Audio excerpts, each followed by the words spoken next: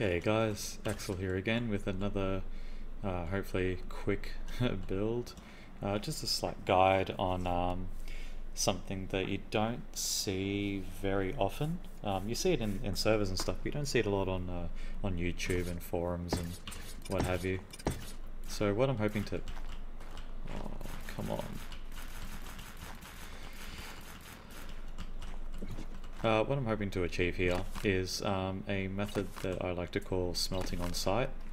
It's just where you get your source of your metal and you smelt it nearby at just a smelting base.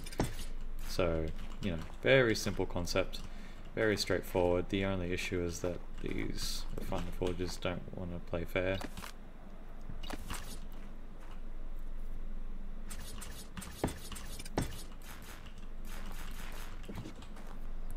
I suppose I can try and spam it, but I think I'm going to accidentally place one inside the other.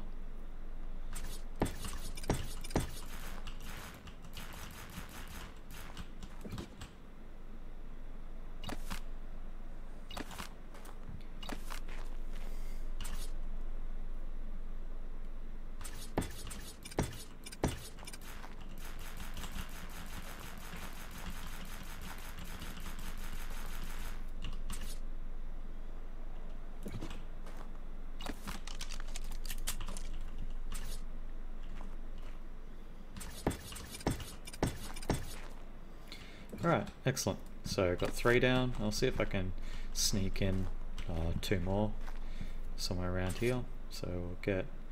I think I might have more room this side. Maybe.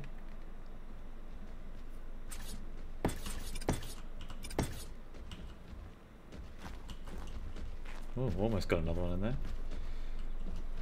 You don't want to be too fussed about the, I guess, the overall sort of efficiency in terms of the placements, just so long as you can access each individual one. That's the most important sort of aim of the game here.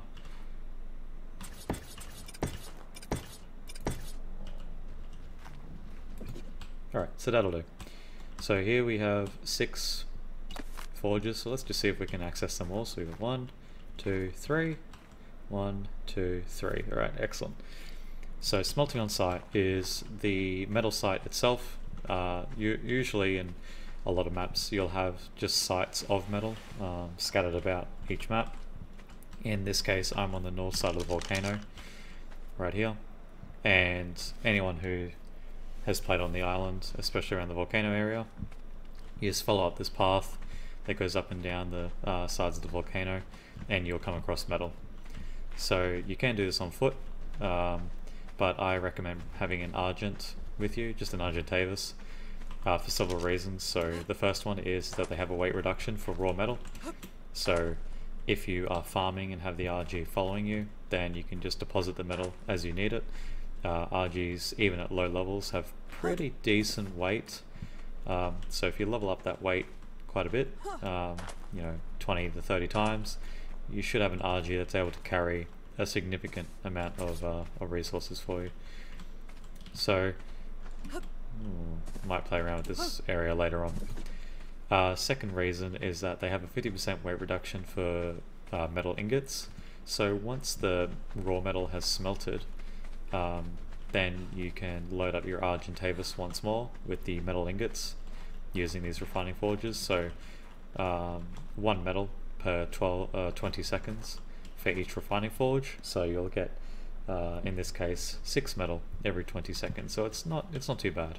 It just means you'll need a lot of fuel, but for those of you who are just starting out and you want to get a bit of PvP in, you know, the charcoal that you get from this will be good for making gunpowder. And if you're one of those people that likes to keep stone, I guess if you really wanted to, let's see if this will work actually. I'll see if this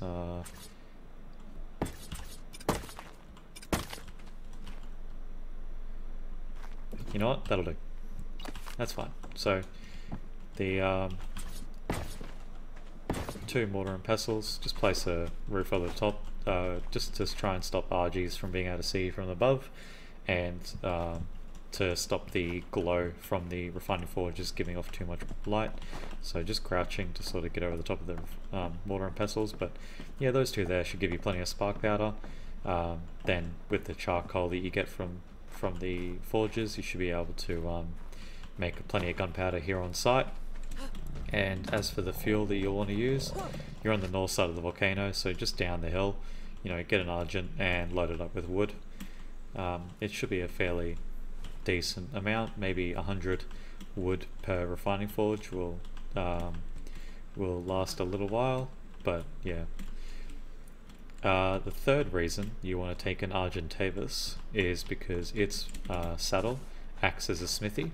It's not something that's commonly sort of seen, because if you see a lot of videos, people raiding and they have an Argentavis with them, they try to preserve the smithy that's inside the raiding base, as opposed to just taking the stuff over to the RG or getting the RG inside the base in question and loading it up with materials and then just crafting what you need inside its saddle. But yeah, so 6 refining forges here. I've built it underneath this tree just for a little bit of extra cover. Trees don't disappear, unlike other sort of harvestable resources. So as you can see, the metal nodes and stone just sort of disappear and reappear out of sight. But yeah, I think for you beginners out there who are new to the game, or perhaps you're not familiar with all the processes, this is a very good way to start your metal farming empire. And I hopefully will see you guys in the next one.